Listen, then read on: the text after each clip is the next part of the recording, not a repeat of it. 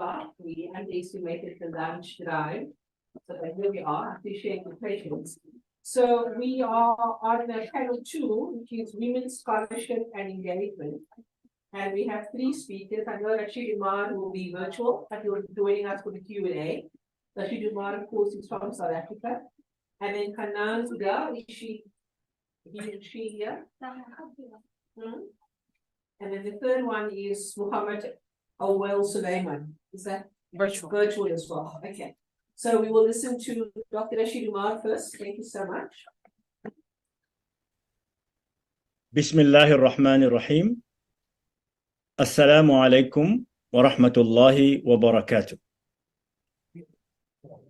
My paper argues that Rabia Terri Harris embodies a distinctively Islamic but universally applicable approach to nonviolence and peace building.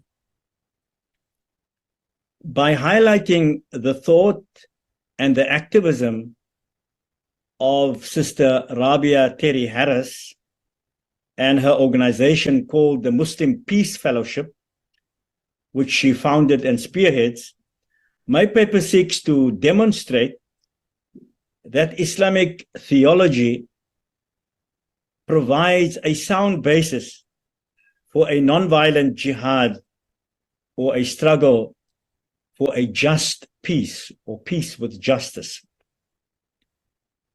My paper is divided into 2 sections. First, I reflect on the theological and the mystical or Sufi influences on Sister Rabia Terri Harris's what I call engaged Sufism or Tasawwuf. And the second part of my paper, I introduce Rabia Harris's theology of nonviolence via an organization that she founded and spearheads called the Muslim Peace Fellowship.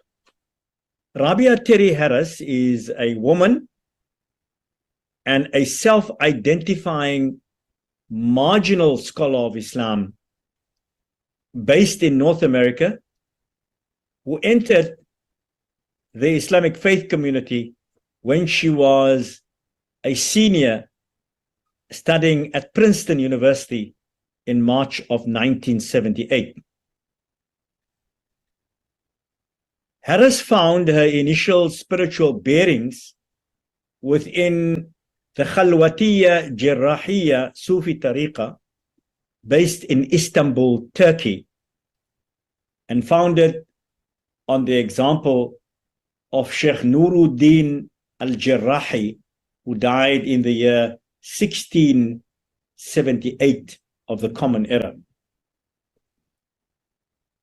Drawing on the inspiration provided by 2 contemporary teachers within the Jarrahi order, namely Sheikh Safar Effendi, who died in 1991, and Sheikh Tausun Bayrak Effendi, who died very recently in 2018, Rabia Terri Harris has reinterpreted the Jarrahi Sufi approach to spirituality by especially applying it to the field of nonviolence and peace building. And at the core of Harris's Islamic inspiration for her theology of nonviolence is a deep personal experience as a teacher and follower in the Sufi traditions of Islam. Harris's religiosity reflects an interesting shift in Sufi discourses.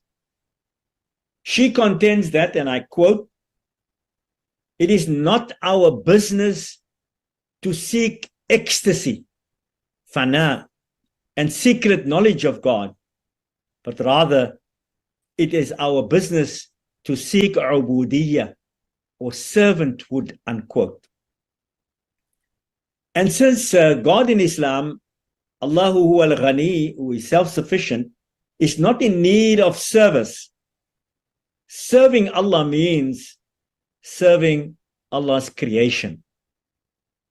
Moreover, according to Harris, the feasibility of the Sufi practice of halwat or seclusion is dependent not only on the spiritual capacity of the seeker, but also on the needs of the age and their world.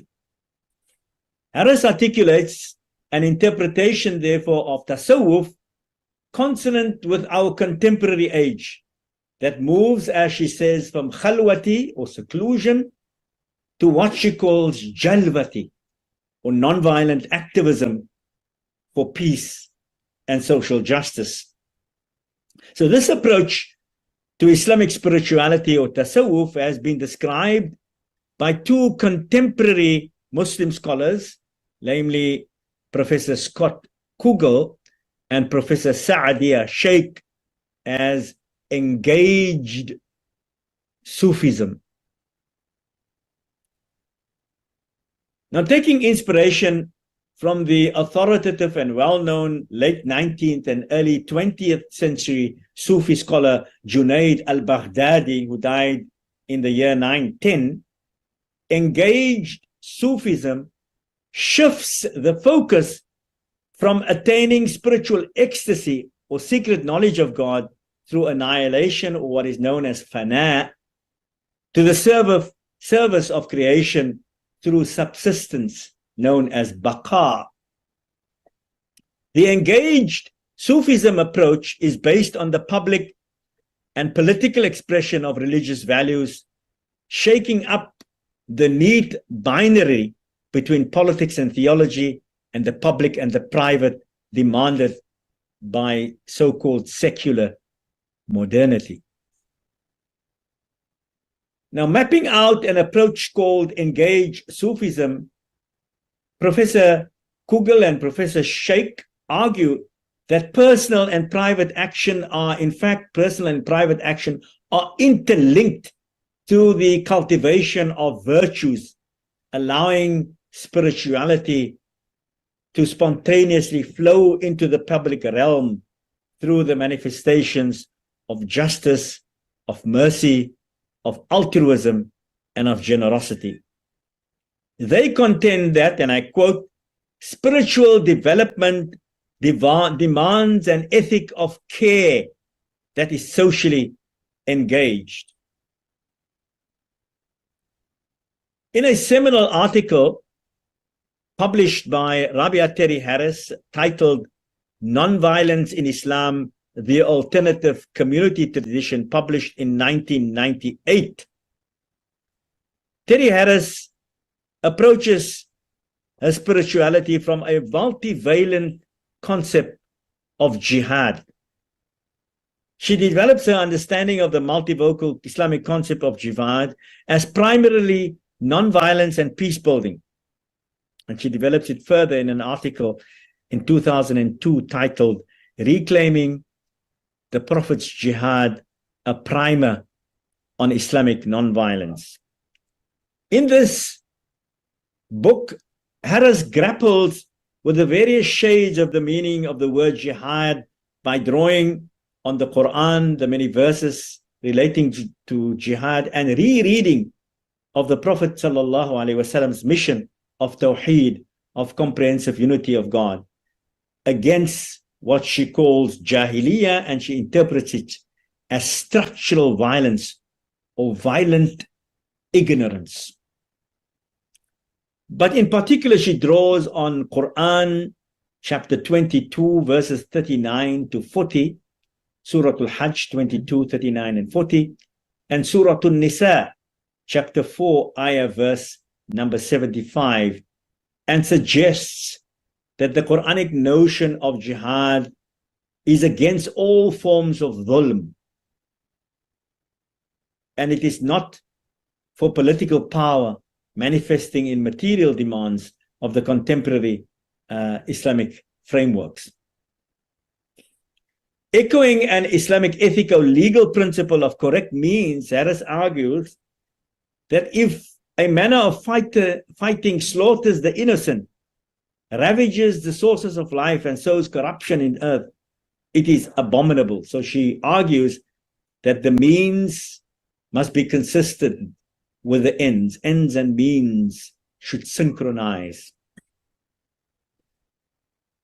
If the means and ends do not synchronize, or not in line with each other, then she argues that such means of fighting is jahiliyyah, even blasphemily undertaken in the name of God, unquote.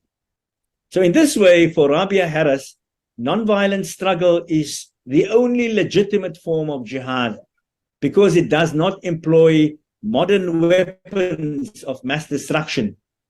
She argues that modern weapons of war inevitably causes devastation and harm, which is beyond what is classically understood as normative or defensive jihad. Furthermore, for Harris, jihad is a struggle on a spiritual level. She writes, the objective of jihad is the restoration of wholeness, and its strategic goal is to induce a lasting change of behavior on the part of the opponent. She argues every human being can change, whether willingly or unwillingly. If we aim to induce such change with wisdom, patience, and subtlety, this is a courageous form of jihad. For Harris, therefore, contemporary manifestations of violence done in the name of Islam means nothing more than fighting for political power, revenge and vengeance, or glory. And so to provide practical expression to her theology of nonviolence and peace building, Sister Rabia Terri Harris founded in 1994 an organization called the Muslim Peace Fellowship, or Ansarul Salam. This was probably one of the first organizations for peace building and nonviolence in the global north, which was exclusively devoted to the theory and the practice of Islamic nonviolence. So Harris, in fact, describes the Muslim Peace Fellowship as a new paradigm, a vital, marginal, creative moment with intellectual centers on the periphery of the old Islamic empires, such as North America, South Africa, Europe, South India, and Malaysia. According to its mission, the Muslim Peace Fellowship understands unarmed struggle in pursuit of just and compassionate social transformation to be the original and enduring genius of the prophetic jihad. And through a combination of political education, grassroots coalition building, environmental justice and sustainability, and of course, spiritual activism, the Muslim Peace Fellowship attempts to reaffirm the Muslim commitment to peace by engaging with the inherited wisdom of the Islamic tradition to cultivate a theology of nonviolence and peace. The Muslim Peace Forum website carries the following interesting disclaimer, and I quote, "Whatever act of violence has just taken place, we deplore it," unquote. I would like to conclude with an inspirational Sufi parable shared by Sister Rabia Terri Harris, which I believe aptly captures the end goal of a theology of nonviolence and peace building. I quote, "A friend of God, a wali or a saint, went forth for the pilgrimage, the Hajj. And on the road, in the middle of the desert, the wali came across a little black ant struggling along. 'Ant, where are you going?' he asked, in the way some people have of speaking with creatures. Why? I am going on the pilgrimage to Mecca the same as you. But Ant, the wali, objected, you will never make it. It's hundreds of miles, and besides, you have a broken leg. What does it matter? The ant asked. As long as I am on the way, unquote. The aim of this Sufi parable is to demonstrate the importance of being on the journey and on the path towards realizing its realization. The noble goals and ideals of nonviolence and peace building, even if one may not be able to achieve them immediately.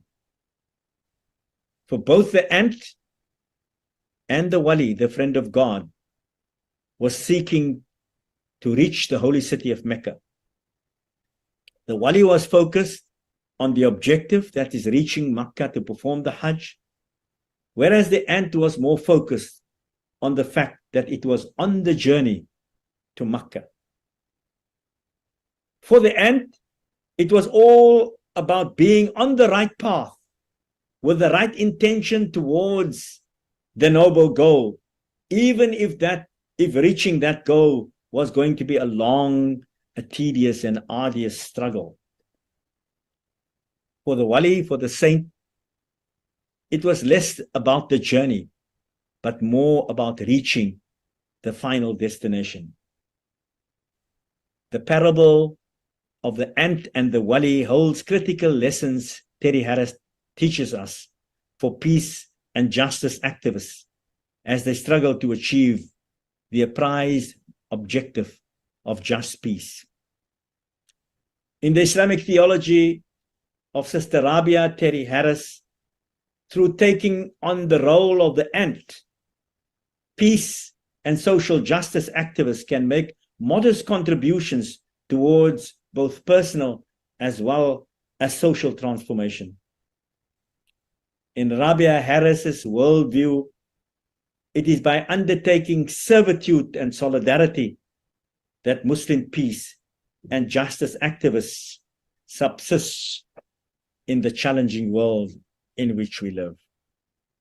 I thank you for your patience.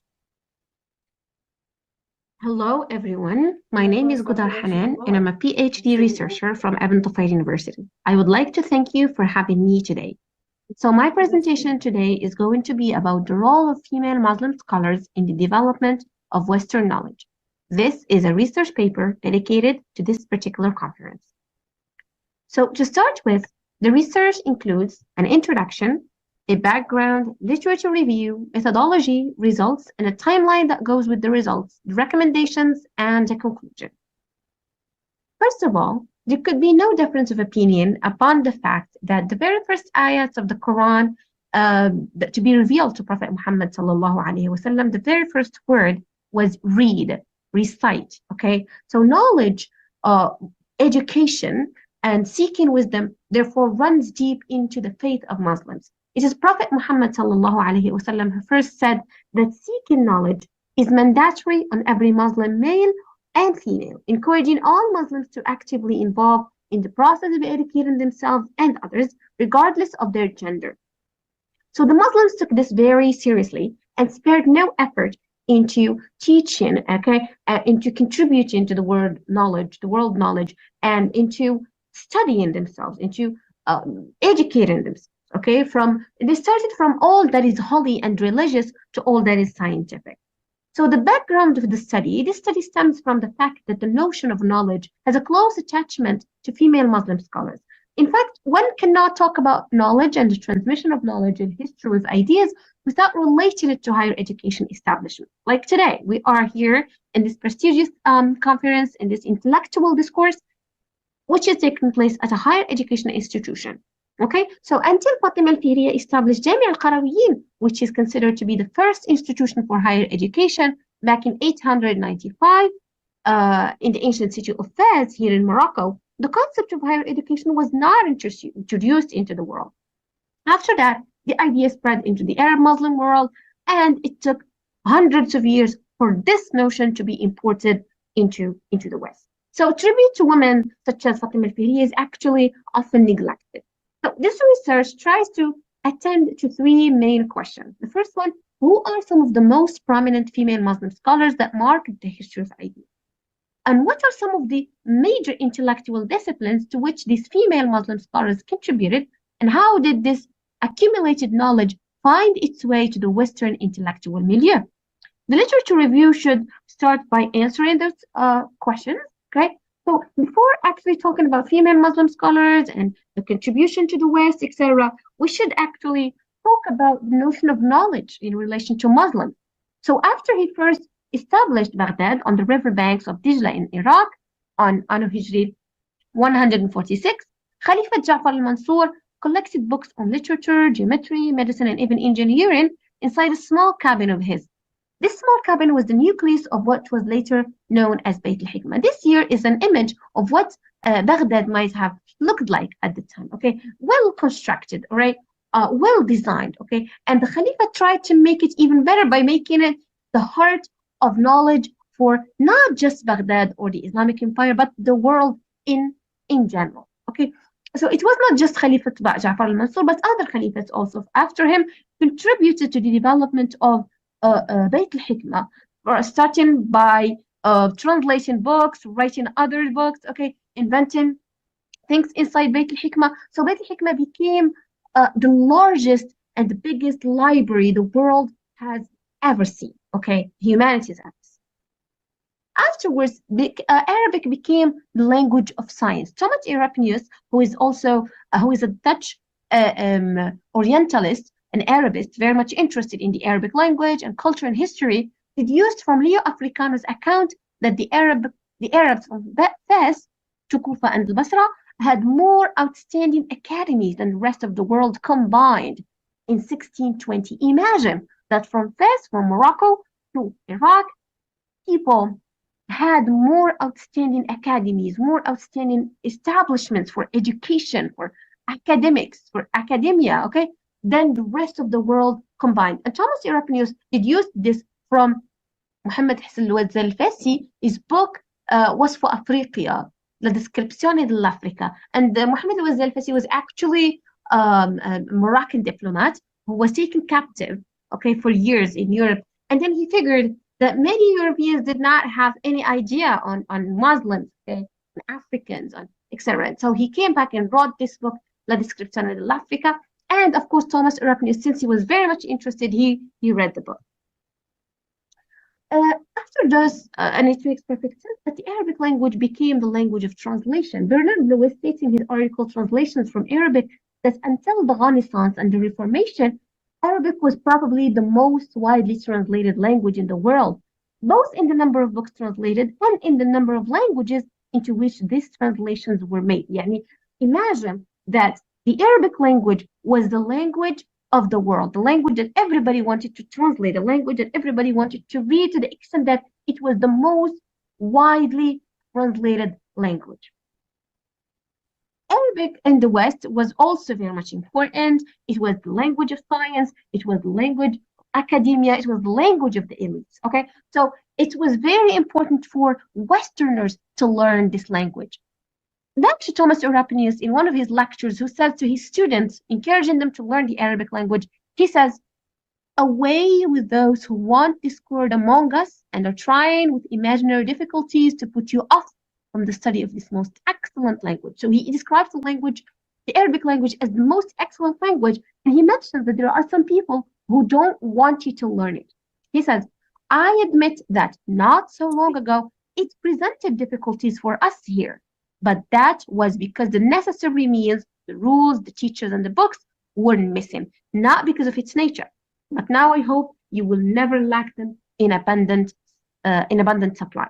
So he's talking about the fact that there are resources. People are investing in this. People are investing in teaching the Arabic language, in the books, in the rules, in the teachers, okay? And by the way, he's one of, Thomas Erasmus, one of the people who actually wrote some of the very first books about Arabic grammar in the West, his book Grammatica Arabica, okay? And basically it's a translation of Al-Ajrumiya, which is simplification of Al-Alfiya.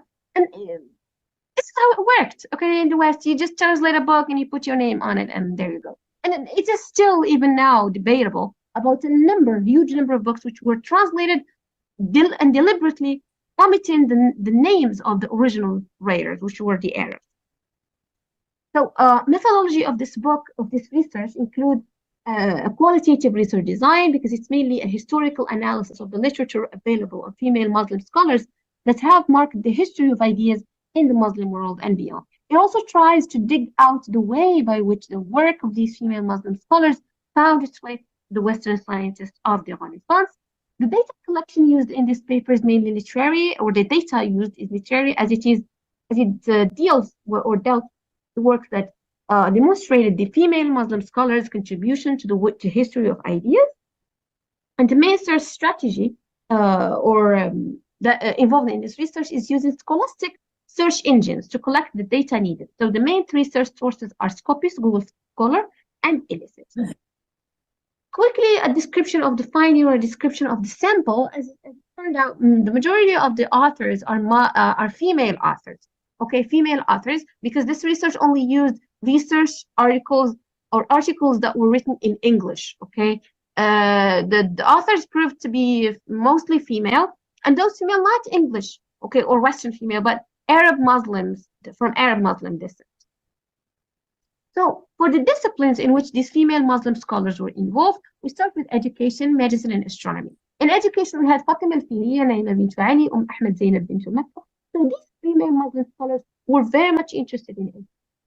They held seminars, they held lectures, okay. They even invited people, all right, to learn more about different disciplines, especially related to education. In medicine, we had Shifa bint Abdullah and Rufayda bint Sa'd radiallahu anhuma, and those are two major, let me call them medical practitioners of the time, and they were hired by Prophet Muhammad sallallahu alaihi wasallam. So they're first medical practitioners in the history of Islam, and to have female medical practitioners at the time was very rare. Not only that, but they also have participated in during wartime in helping soldiers, okay, helping soldiers in attending for their medical needs.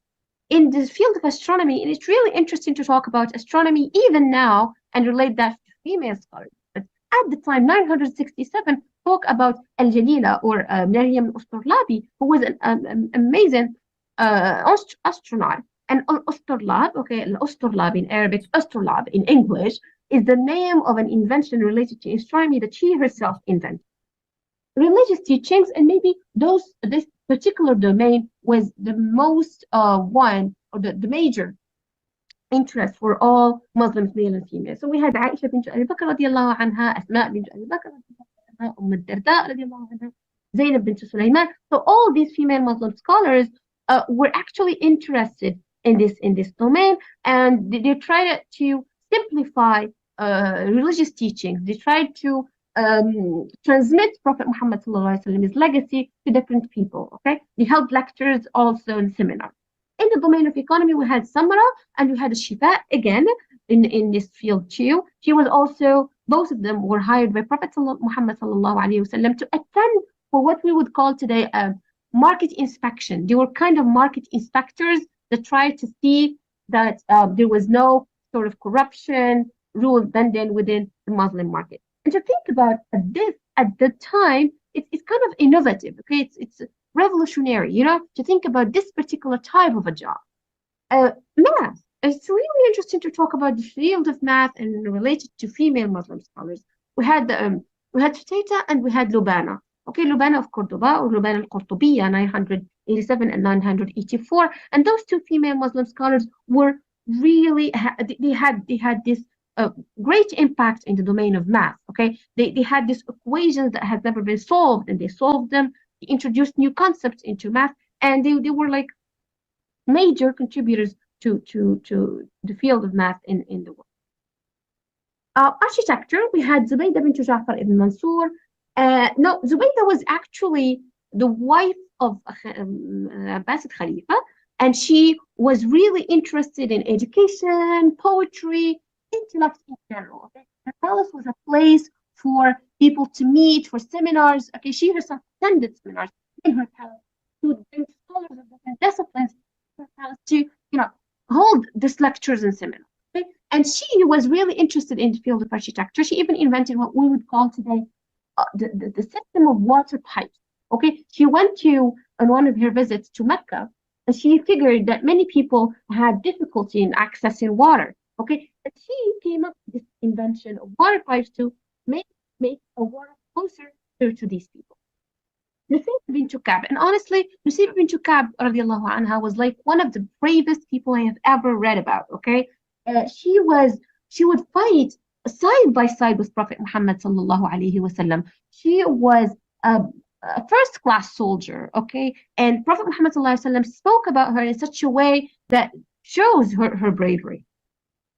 So now we go to the timeline, which is a chronological overview of significant intellectual exchanges between Arab Muslim scholars and the intellectual environment that contributed to the European Renaissance. So to start with, in the 7th century, the introduction of Islam, that was like the major world event. So the introduction of Islam into the world. 8th century onwards, the great development in the Muslim world of different disciplines and scientific discoveries in which women played a major role, starting with Umayyad Khalifat to Abbasid Khalifat, and it goes on. On the 12th century, and this is a very important milestone in the history of humanity, both for the global south and the global north, because the 12th century was kind of the linking point between those two civilizations. So the Arabic Latin translation movement launched in Europe, allowing all the books, or at least most of them, to be translated from Arabic into Latin. All those that were written by Arab Muslim authors and scholars, including female scholars, were translated into Latin. So the Renaissance on the 14th century starts after people were deeply influenced with thoughts coming from the Islamic Empire and from other, maybe the other places, but mainly the Islamic Empire and Islamic scholars, including female Muslim scholars as well. So it is as well possible that now on the 21st century, it is as well possible that all we know has been transmitted to the West from the Muslim scholars, including, again, the female Muslim scholars. So this research would leave you with two major recommendations. The first one is incorporating the literary works and scientific discoveries of female Muslim scholars into higher education curricula. These women should be remembered. Their work should be incorporated. They should be known, okay?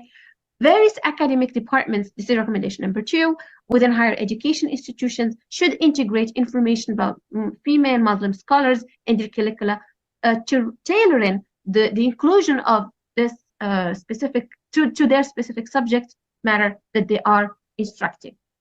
People in education can talk about Fatima al-Fihriya, study about her. People in math can talk about Sulaiman and Lubana of Cordoba. People in astronomy can talk about Jalila and Maryam Astarlabi. I mean, every domain can talk about female Muslim scholars from that particular domain. Okay. So one last thing to finish up with this presentation would be what Abu Hurairah radiallahu anhu narrated, that Prophet Muhammad sallallahu alaihi wasallam said, when a person passes away, their actions cease except for 3: an ongoing act of charity, knowledge that continues to benefit others, or a righteous child who prays for them. These women here have actually contributed to the world of knowledge, okay, have contributed to what we know today. It's both charity and knowledge that benefits others, okay, benefits us even today. So we should really remember them. We should celebrate them. We should recognize them and recognize their contribution. It is important, especially within higher education curriculum. And these scholars have made significant impacts in diverse fields and left an everlasting print that their names should echo in their fields. But unfortunately, their work is overlooked. So research such as this one should really be incorporated more. So these are some of the references I used, and thank you. أعوذ بالله السميع العليم من الشيطان الرجيم بسم الله الرحمن الرحيم وبعد السلام عليكم. Hello organizers, hello participants. I am very grateful to be part of the participant to share some ideas in this very wide and recognized symposium. My name is Dr. Muhammad Auwal Sulaiman from School of General Studies, Abubakar Tatari Ali Polytechnic, Bauchi, Nigeria. I want to present a paper on Islamic women's scholarship and engagement in West Africa. West Africa is a country whereby about 16 or 17 countries were part of West Africa. Let us look at the outline of the paper, which comprises introduction, aims, research questions, methodology, result and discussion, and finally recommendations. The aim of this paper is to investigate the significant contribution of Islamic women scholars to policy, education, and socio-economic development in West Africa. The research questions of this paper, as developed by the researcher, are: how have historical and cultural factors shaped the role of Islamic women scholars in policy, pedagogy, and development in West Africa? What specific contributions have Islamic women scholars made to policy, pedagogy, and development in their West African communities? What challenges do Islamic women scholars face in terms of inclusion and empowerment in policy and decision-making process, and how can these challenges be addressed? Question number 5, how can collaboration and partnership between Islamic women scholars, policy makers, educators, and community leaders be leveraged to promote the inclusion and empowerment of Islamic women scholars in West African sub-region?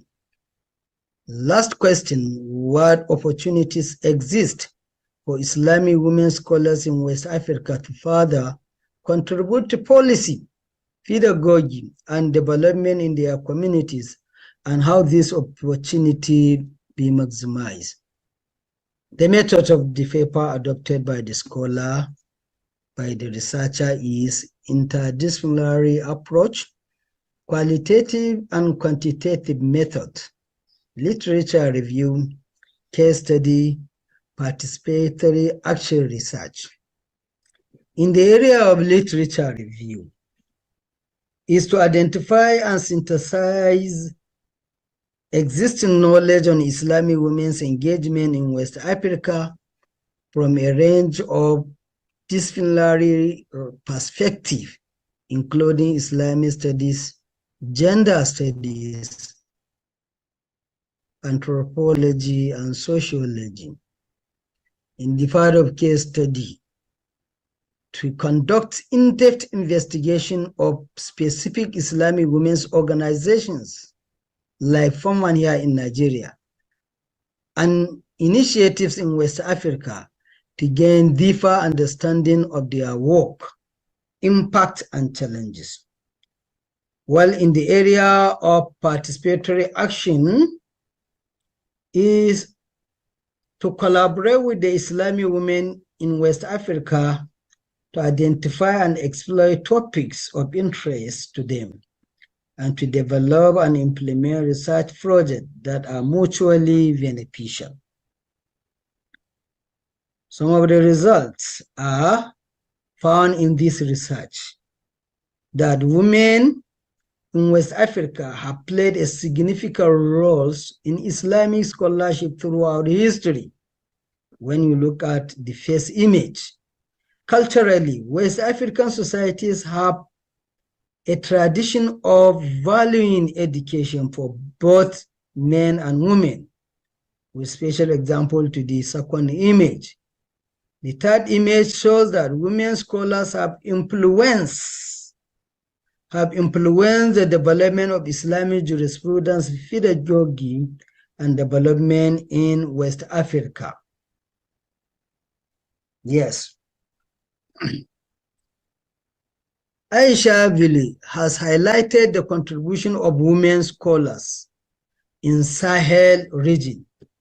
While a renowned scholar, Sheikh Usman Danfodio, who was a mujahid of his time, advocated for women's education, and his daughter Nana Asma'u, renowned scholar, also. Aisha Lemon has been instrumental in shaping Islamic education policy in Nigeria. When you look at the second image, it's Nana Asma'u. The third image is Aisha Lemon. Women scholars have influenced the development of Islamic jurisprudence, particularly in areas related to family law and women's rights. Women scholars have been at the forefront of developing Islamic education curricula that are sensitive to the cultural and societal need of West African Muslims. Women scholars have played a key role in advocating for women's rights and empowerment within the framework of Islamic law. Aisha Lemon founded the Federation of Muslim Women's Association in Nigeria, popularly known as Form 1, which has been influential in policy making related to women's education and rights.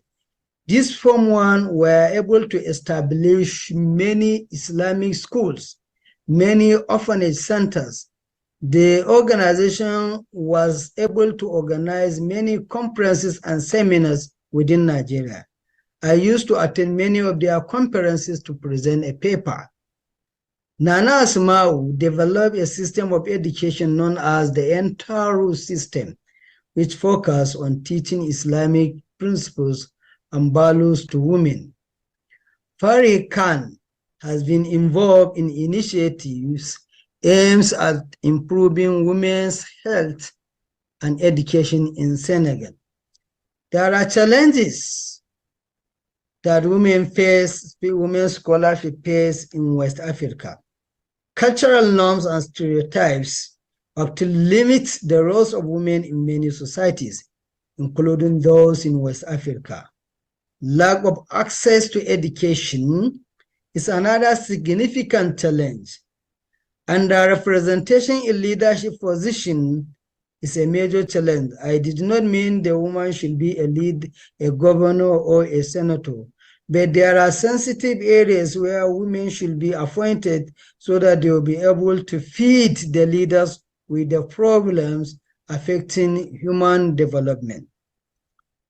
To address these challenges, there must be a collaboration and partnership by following these ways. 1, promote education for women and girls, challenge cultural norms, and advocate for women in leadership roles. Use scholarship, mentorship programs, and initiatives to reduce educational barriers and raise awareness about women's contributions to Islamic thought and practice.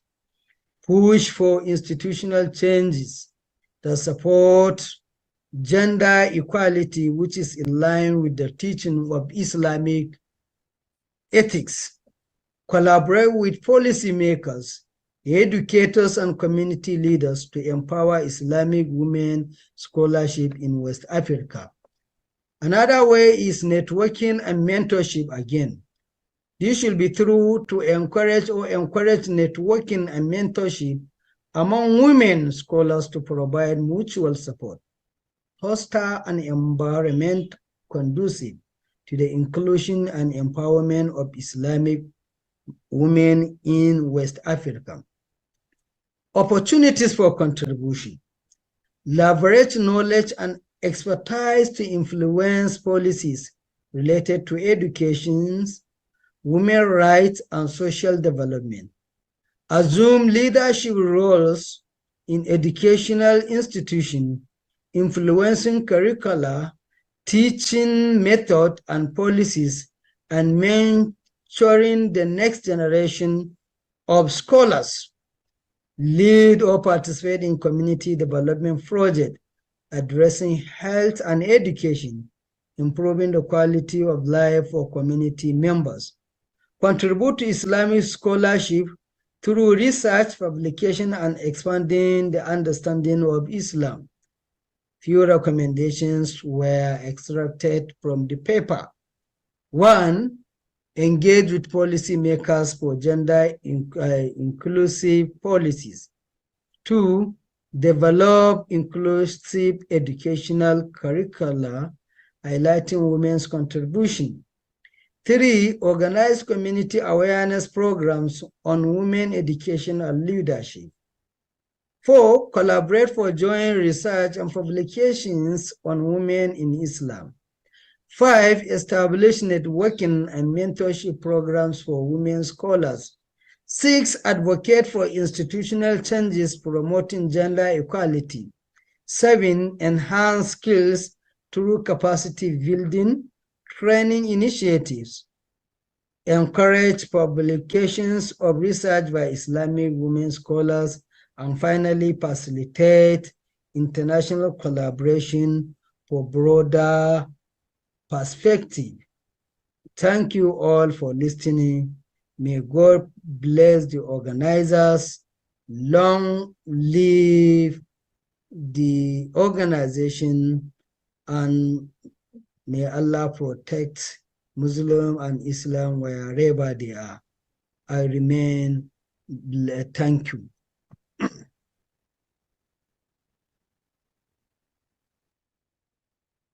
Thank you to our three wonderful speakers. Some really interesting takeaways.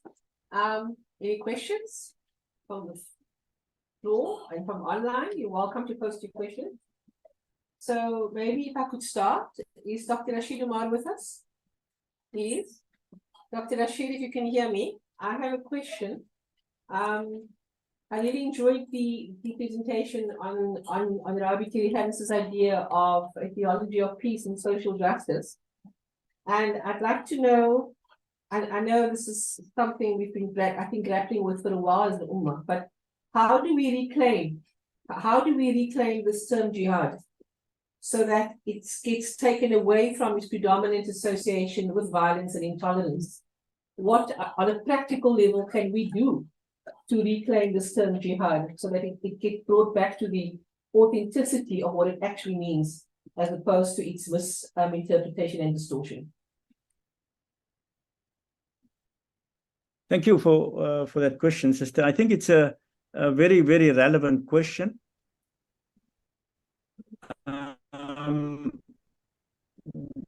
One of the ways I think is, of course, we need to mine, we know that if you have a scholarship, if you look at Islam and violence and you do a library research, you'll have a plethora, lots of materials. But when you do a search for Islam, nonviolence, and peace building, you will find that there are only a few references. So one of the challenges is for us as Muslim scholars to begin to lift up scholarly works, to begin to write about it. One example, one of the great examples of a Muslim relatively peace project is that in the genocide during 1994 in Rwanda between Hutus and Tutsis. Tutsis could find refuge in masajid, in masjids, and relatively speaking, the Muslim community, small Muslim community in Rwanda played a significant role in peace in the midst of the horror of this genocide. Yet there are very few scholarly works. There are very few scholars who have actually written books about it. So I'm just giving you one example. There are a number of other examples of all over the world where Muslims are coexisting in peace and justice. But these examples of coexistence and peace are not given enough attention. And then, of course, it needs to filter down into the level of the mosques and into our madaris in terms of our teaching, that the concept of jihad is a multivalent concept. It is not jihad al-qital, which is only one side, and a very small side of the concept of striving in the way of God. Thank you so much. That's really helpful. Thank you. Are there any other questions? Yes, please go ahead. Hello everyone, my name is Hafida. I'm a PhD student here at the Faculty of Humanities, Arts and Humanities. So thank you all for your very insightful presentation, really comprehensive. I just have a question, it's not really a question, but it's more of a like thoughts about what I've just heard. Sorry, I'm a bit nervous. Okay, so I was really captured by Hanane's presentation about women and women scholars in the Islamic tradition, Islamic scholarship. So my question is, how do you think this exclusion of women, because this exclusion has been highlighted throughout the presentations, especially from the educational realm. So how do you think this exclusion of women from educational system reproduces traditional structures which subjugate women? Because as far as I'm concerned, I mean, except for some very well-known names such as Fatima al-Fihriya or, you know, others, some names are very new to me. I haven't had to write them down so that I can check them back when I'm home. So, or at the very least, how does this exclusion anchors negative beliefs about women's potential and their self-confidence, because we really need it in our communities today for this sustainable development. Thank you. Thank you very much for your question. That was a really, really very good question. Thank you very much. So here's the thing. This exclusion has led, in a way or another, to us, males and females, belittling ourselves, okay, belittling our power, belittling our own history and culture, all right, and thinking of the other side as like the ultimate thing, the ultimate goal. I want to go beyond the seas. I want to do what X is doing, okay, without mentioning any names. And that throughout the years has led to more and more scholars, okay, just vanishing, all right? So I think that number one, we should acknowledge the existence of some female. I mean, like you said, you've never heard of some names. And let me tell you something, don't tell anyone. I myself never heard of some names until I started researching. And that's a shame, because in reality, these women exist. Right, they were there. They did some great inventions. Right, they added something to the world. So the question is, why is it that nobody ever told us about it? That it really happened. So we should, number one, we should incorporate that as in the recommendations. We should incorporate that in higher education. All right, whatever domain we're studying. I mean, we are here at the Faculty of Law, Economic, and Social Sciences. Yeah, we talk about female Muslim scholars who actually have helped in the making of such sciences. All right, that's number one. Number two, because we don't want to be talking like any other maybe Western feminist, right? Let's not forget that all of these female Muslim scholars had many figures around them. They had fathers, they had brothers, they had children. Fatima was called also Al-Mabani because she had 11 children. So as you can see, these women contributed to the field of science, the field of knowledge, without actually forgetting about the role as family makers, as family members, right? So, you know, it happened, it was both ways. You see what I mean? So yeah, I think one of the major things that we should do in order to solve this exclusion is to include them. And number two is for us to actually remember them so that being male or female will not be who we truly are. I hope I answered your question. Thank you. Are there any other questions? Yes, thank you, Noha. Sorry, just a follow-up question to that very good question. Like, okay, so who's excluding women? Aren't Muslim men doing that? And I had another one. It's okay. We'll come back to me, but that question. Thank you. Is it a follow-up? Okay, so Do I answer that? you can answer. And Dr. Rashied, if you can hear me, you're welcome to come. Oh, I don't think you can hear me. Can you pose your question? Yeah. Assalamu alaikum. Thank you for good presentation. I would like to mention here our Prophet wives, Amazon Aisha Siddiqa radiallahu anha. Her contribution in knowledge very much.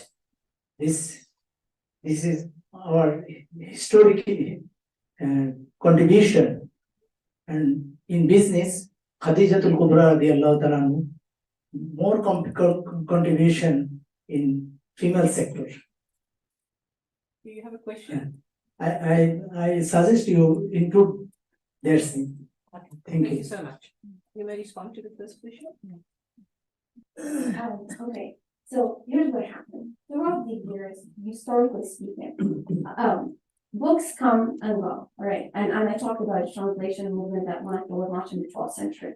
So at some point, wasn't just female Muslim scholars that were obliterated, all right, or deliberately obliterated, were also male scholars, okay? But female Muslim scholars especially, maybe because there weren't that much, okay, written contribution. There is contribution, but that wasn't so much of a written contribution that we could hold on to, all right? That's number one. Number two, I mean, we are studying, I will talk about the Moroccan case, we always follow a particular system. Right, I don't know, French system, Canadian system, or any other system, and somehow we also export the textbooks, all right? And the textbooks always written from a particular perspective.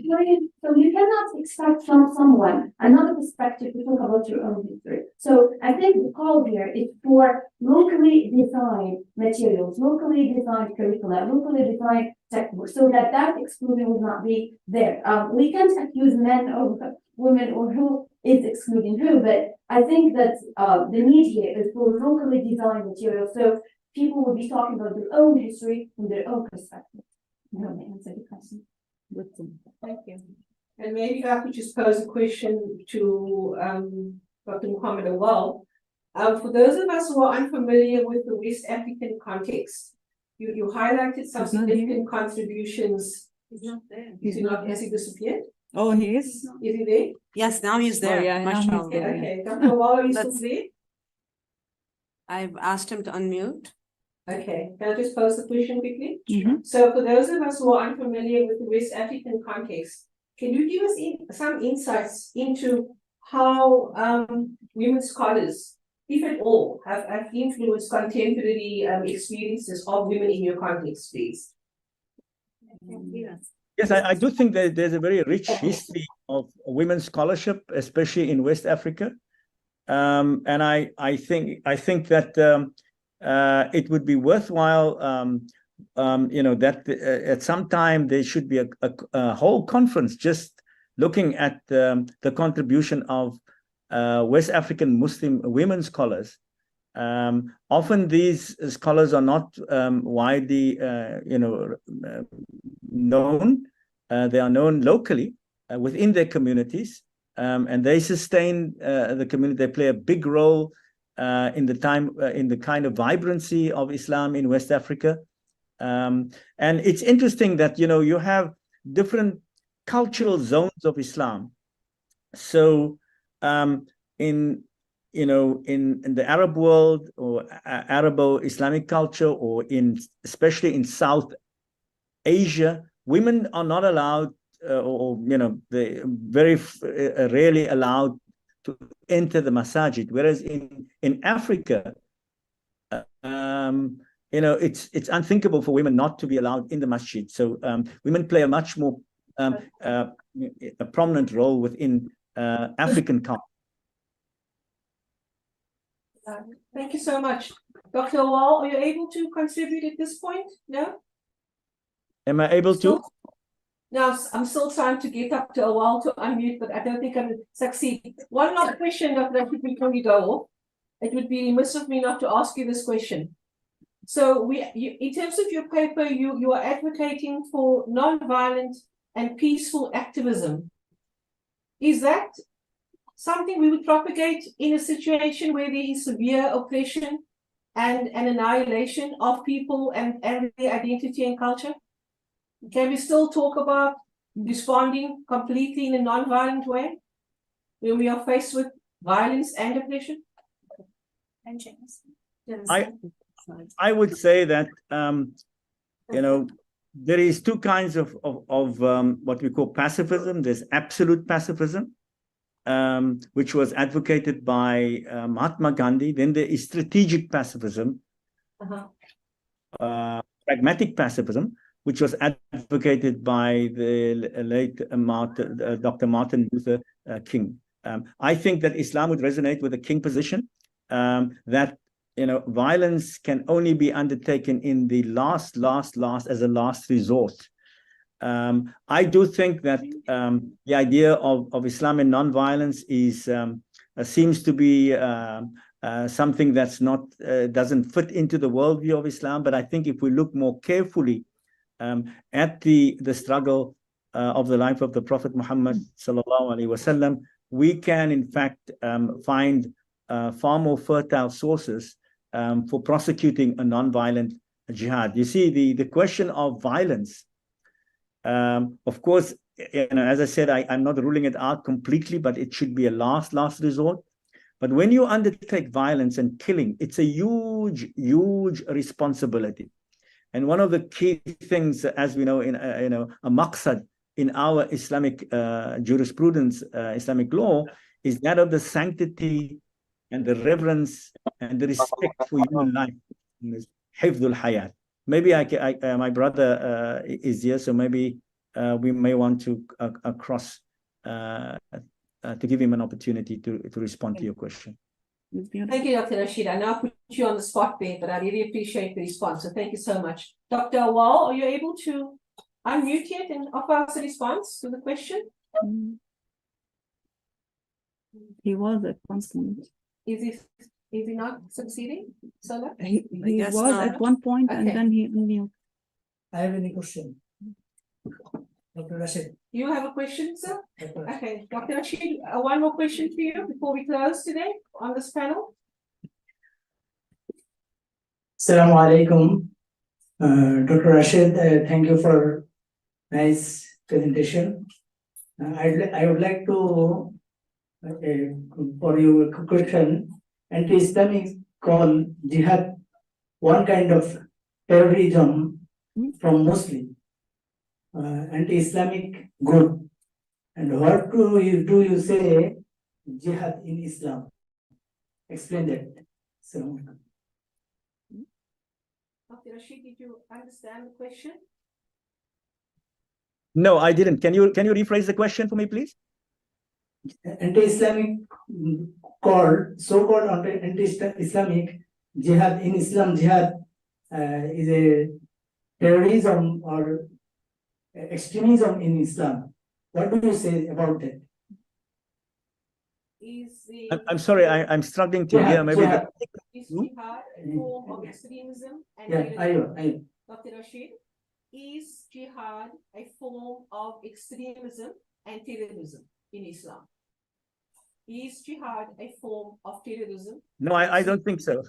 As I said, I mean, as I articulated, jihad is a very multivalent concept. And jihad al-qital, which is physical fighting and killing, is only a small part of the concept of jihad. We also have the spiritual jihad, the jihad of the of getting to know the self, of becoming a better human being, which from some scholars they say that is the jihad al-akbar. There is also a hadith from the Prophet peace be upon him, where he says afdalul jihad, the most virtuous jihad, kalimatu haqq inda sultanin ja'ir, Rawi Tirmidhi, is to speak a word of truth in the face of a tyrant ruler. So speaking the truth in the face, that's a form of jihad. And another form of jihad is the economic jihad. That I think we in South Africa, during the anti-apartheid struggle with the boycott and divestment campaign against the apartheid regime, were very successful. And I think we now have a boycott and divestment sanctions campaign against the apartheid state of Israel, which I think is a very powerful movement, and it needs a greater support. So unless the non-violent methods of jihad have not been exhausted, one is not allowed then to just willy-nilly, embrace jihad al-qital. As I said, the killing is a very, very difficult and awesome responsibility. We in South Africa, if you want to, for example, know why we are struggling 30 years after post-apartheid South Africa, because many of the folks who are now part of our government were involved in a counter violence. Of course, there's no moral equivalence between the violence perpetrated by an apartheid state who've got the wherewithal and the monopoly of violence, and those who resist, who are fighting for their liberation and freedom and using counter violence. But still, even the counter violence dehumanizes, as Archbishop Tutu is saying, it dehumanizes not only the oppressor, but also the oppressed, and it requires a great amount of healing, because killing is a huge and awesome responsibility. So I'm not ruling out jihad, but I do not think that we can reduce jihad to holy war and qital. I mean, this is and the scholar is an absolute pacifist. So she's in the mold of Mahatma Gandhi and would rule out completely the use of violence, especially if one looks at the weapons of mass destruction that is now available to us. We can never, according to her, have an ethical war, because you're always going to kill innocents, and then you call it collateral damage, and you're going to do a huge amount of destruction, especially to the environment. We have a COP28 conference starting in a couple of days in Dubai. It's going to be interesting to see whether they're going to look at the military-industrial complex and its contribution to carbon dioxide and, in fact, to the destruction in the environment. Thank you for your patience with me. Thank you. That was very comprehensive. Thank you for your contribution, and thank you, Hanane, for yours, and thank you, Dr. Auwal. I think I hope he's still with us. Thank you, everybody, for your participation in this panel. Thank you so much. We wish you well. Take care. Assalamu alaikum. Alaikum salam wa rahmatullah.